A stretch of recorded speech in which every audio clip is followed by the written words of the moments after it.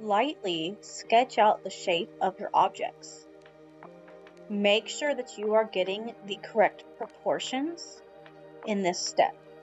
It will make everything else a lot easier. Remember that proportions means it is the correct size in relationship to the other objects or things in your image. As items move away from the foreground, they get smaller. Therefore, if you have objects in the background, they need to be smaller than the objects that are closest to you in your drawing.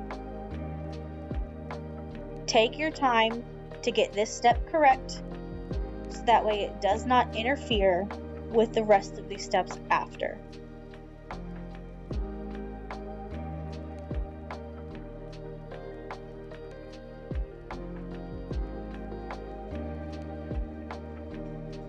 To add some interest to your picture, consider turning your object in different directions.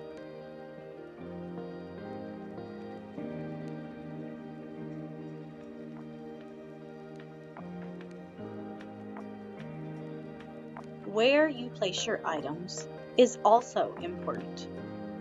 Remember the rules of composition. You want things to go off the paper.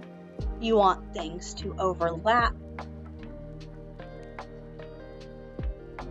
What item do you want the viewers to see first? The focal point? Is your picture balanced? Is it too heavy?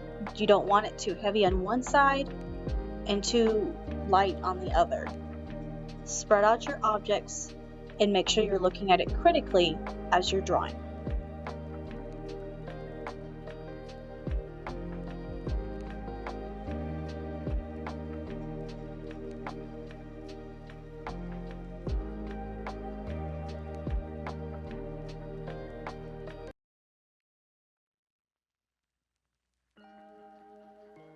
Create a background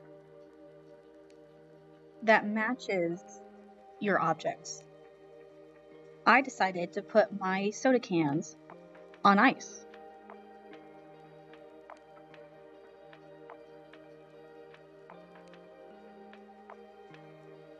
When you are coloring your background, it is essentially the same skills we just did on our object. Make sure you are doing layers. You are doing the light layers, that way you can build up color. You are using many different shades, not just one. You're showing your highlights and your shadows in a really high contrast format. Do your best and make sure this project looks really good at the end.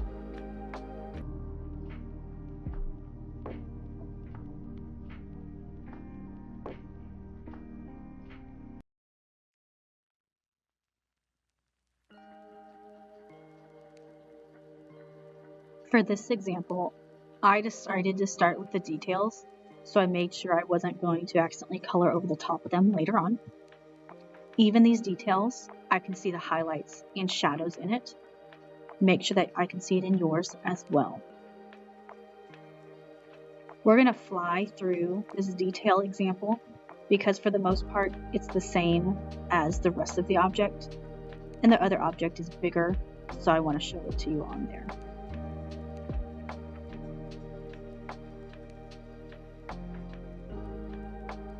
Notice how bright and vibrant my coloring ends up being at the end, because I'm using layers to build that and use different colors to build the depth.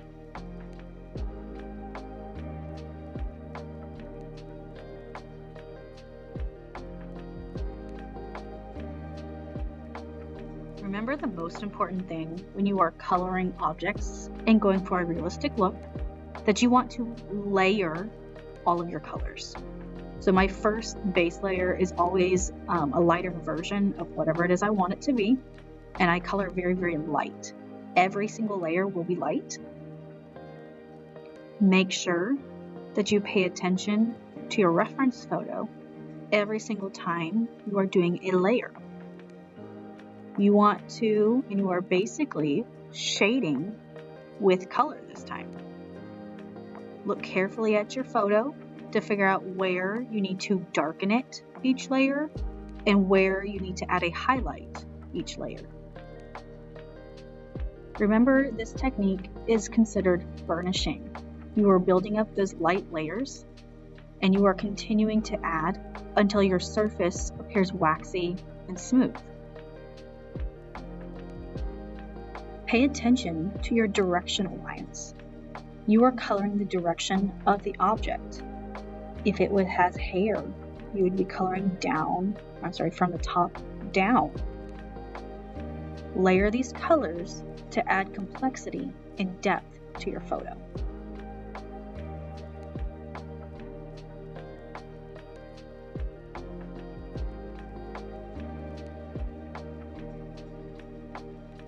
What I'm reminding you of are those color pencil techniques that we practiced the other day. Cross-hatching, if you want to make sure that the lines are going in opposite directions based off of your object. You could do scumbling. Remember that one I usually do if it's something fuzzy or fluffy. And you also have the option to do a watercolor wash. So essentially that is just replacing that first base layer I did with the Prismacolor in a wash of watercolor. Remember, a wash is very light and it's used to build up layers.